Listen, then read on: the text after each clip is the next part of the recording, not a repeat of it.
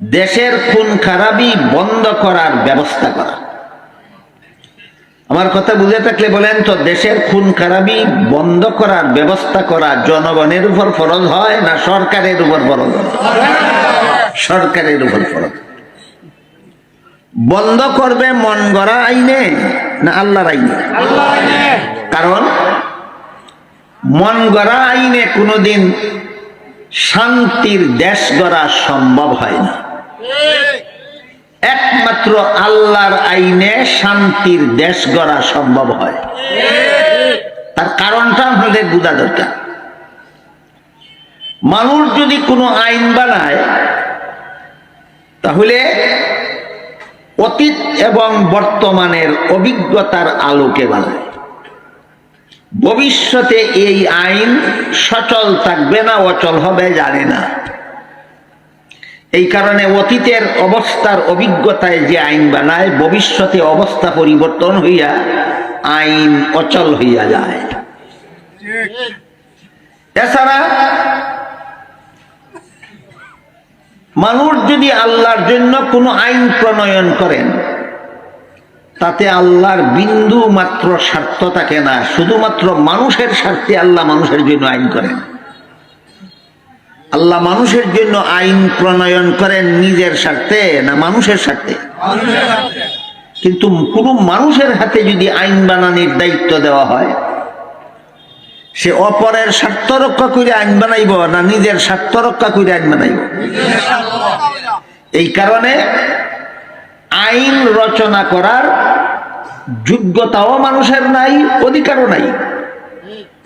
আইন বানাবার যোগ্যতাও একমাত্র আল্লাহর, অধিকারও একমাত্র আল্লাহর। আইন বানাবার যোগ্যতা মানুষের নাই কেন? ভবিষ্যতে এই আইন চলবে না অচল হবে জানে না।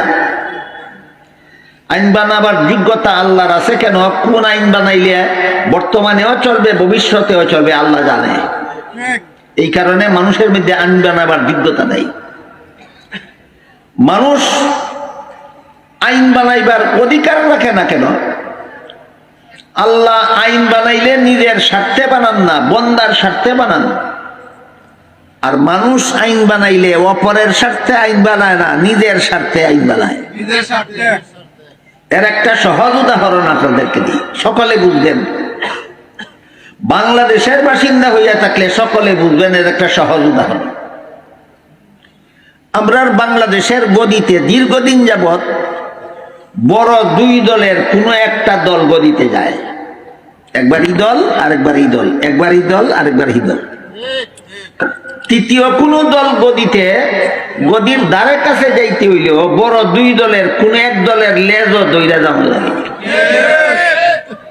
বড় দলের লেজও না দইরা ছোট কোন দল গদির যাইব দূরের কথা, গদির দ্বারে কাছেও যাইতে পারে না।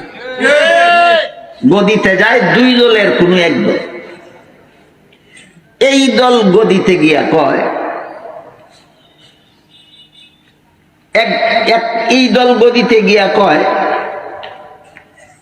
তত্ত্বাবধায়ক সরকার আইন বাতিল করা হোক। কেন তত্ত্বাবধায়ক সরকার আইন? তত্ত্বাবধায়ক সরকার আইনটা বাতিল করলে যে সরকার গদিতে বসা আছে নিজেই নির্বাচন করব, ইচ্ছা মতো বুট চুরি কইরা ফাঁস কইরা লইব। যে সরকার গদিতে বসা আছে এই সরকারে কয় তত্ত্বাবধায়ক সরকার আইন বাতিল করা হোক। কেন? এখানে গদিওয়ালার স্বার্থ, নিজের হাতে নির্বাচন করবো, ইচ্ছা মতো বুট চুরি করবো আর বাস করবো। এই সময় যারা বিরোধী দলে থাকে এরা কয় না, তত্ত্বাবধায়ক সরকার বহাল করা হোক। কারণ তত্ত্বাবধায়ক সরকার বহাল করলে তুমি গদিতে বইয়ে বইয়ে বুট চুরি করতে পারবে না, নিরপেক্ষ নির্বাচন হবে, আমরাও ফাঁস করবার সম্ভাবনা থাকবে। পরবর্তী নির্বাচনে যখন গদিওয়ালায় ফেল করে আর বিরোধী দলে গদি যায়, তখন সম্পূর্ণ উলট পালট হইয়া যায়। বিরোধী দলে থাকতে কইছিল তত্ত্বাবধায়ক সরকার আইন বহাল করা হোক, গদির দিয়ে এরাই কয় বাতিল করা হোক। আর গদিওয়ালায় কইছিল বাতিল করা হোক, বিরোধী দলে গিয়া কয় বহাল করা হোক। এই লুকোচুরি খেলা কেন? এটা বাংলা ভাষায় কয় লুকোচুরি খেলা, আমরা আঞ্চলিক ভাষায় কয় লুক ফুটানি খেলা। এই লুক ফুটানি খেলার একমাত্র কারণ মানুষের হাতে যদি আইন বানানির দায়িত্ব দেওয়া হয়, অধিকার দেওয়া হয়, তাহলে অপরের স্বার্থ রক্ষা করে আইন করে না, নিজের স্বার্থ রক্ষা করে আইন করে। এই জন্য সর্বপ্রথম আমাদের বুঝতে হবে মানুষের আইন বানানির যোগ্যতাও নাই, অধিকারও নাই। এই দুই কথা বুঝলে পরবর্তী কথাগুলি বোঝা সহজ। মানুষের আইন বানানির যোগ্যতাও নাই, অধিকারও নেই। যোগ্যতা নাই কেন? বর্তমানের আইন ভবিষ্যতে চালু থাকবে না অচল হবে জানে না, এই যোগ্যতা নেই। বর্তমান পরিবেশ পরিস্থিতি অনুপাতে মন গড়া আইন একটা বানাইলো, ভবিষ্যতে এই পরিবেশ পরিস্থিতি যখন থাকবে না তখন আইনিতে চলবে না, এই কথাটা জানে না। এই জন্য মানুষের আইন বানাবার যোগ্যতা নাই, মানুষের আইন বানাবার অধিকার নাই। কেন? মানুষের হাতে আইন বানাইবার অধিকার দিলে অপরের স্বার্থ নষ্ট করিয়া নিজের স্বার্থ রক্ষা করে আইন বানায়, এই জন্য মানুষের আইন বানাইবার অধিকারও নাই। আইন বানাবার যোগ্যতা এবং অধিকার একমাত্র আল্লাহ। আইন বানাবার যোগ্যতা এবং অধিকার একমাত্র আল্লাহ। আইন বানাবার যোগ্যতা আল্লাহর। কেন? এখন আল্লাহ যে আইনটা দিতেছেন এটা 1000 বছর পরে চলবে কিনা আল্লাহর জানা আছে না? জানা নাই। কাজে এমন আইনই আল্লাহ দেন যে আইন কিয়ামত পর্যন্ত চলতে পারবে। এই জন্য আইন বানাইবার যোগ্যতা আছে একমাত্র আল্লাহ, আইন বানাবার অধিকার একমাত্র আল্লাহর। কেন? আল্লাহ নিজের স্বার্থে কোনো আইন প্রণয়ন করেন না, সমস্ত আইন প্রণয়ন করেন স্বার্থহীন ভাবে, শুধু বান্দাদের স্বার্থ রক্ষা করার জন্য আল্লাহ আইন প্রণয়ন করেন।